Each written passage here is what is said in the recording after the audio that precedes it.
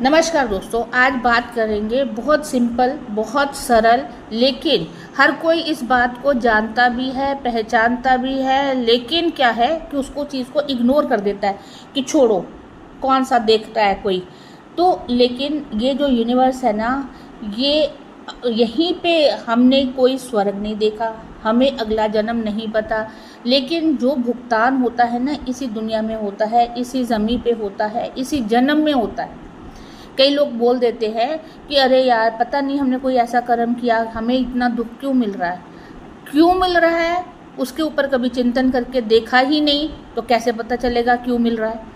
चिंतन करिए, उसके ऊपर आप ध्यान लगाइए कि आपने ऐसा कौन सा कर्म किया जिसकी वजह से आपको ये दुख मिल रहा है। तो आज मैं उन्हीं कर्मों के हिसाब से जो सबसे बड़ा एक एलिगेशन लगता है लोगों के ऊपर कि मुझे उसने धोखा दिया, मुझे इसने धोखा दिया, मुझे ऐसा धोखा मिला, मुझे वैसा धोखा मिला।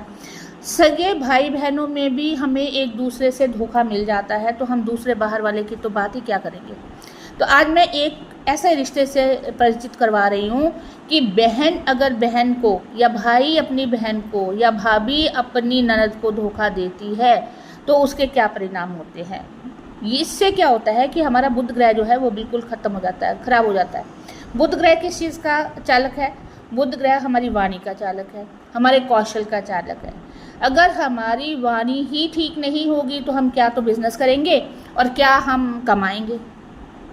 हमें कौशलता ही नहीं है, हमारी निपुणता ही नहीं है किसी बिजनेस के लिए या किसी जॉब के लिए, तो हम क्या जॉब करेंगे और क्या धन कमाएंगे। तो इसलिए अपने बुध ग्रह को अगर आप ठीक करना चाहते हैं तो आप अपने भाई, अपनी बहन को धोखा देना बंद कीजिए। धोखा ज़रूरी नहीं है कि भाई दे, भाभी भी दे सकती है, बहन भी दे सकती है। तो बुध ग्रह तो दोनों तरफ से ही खराब होगा।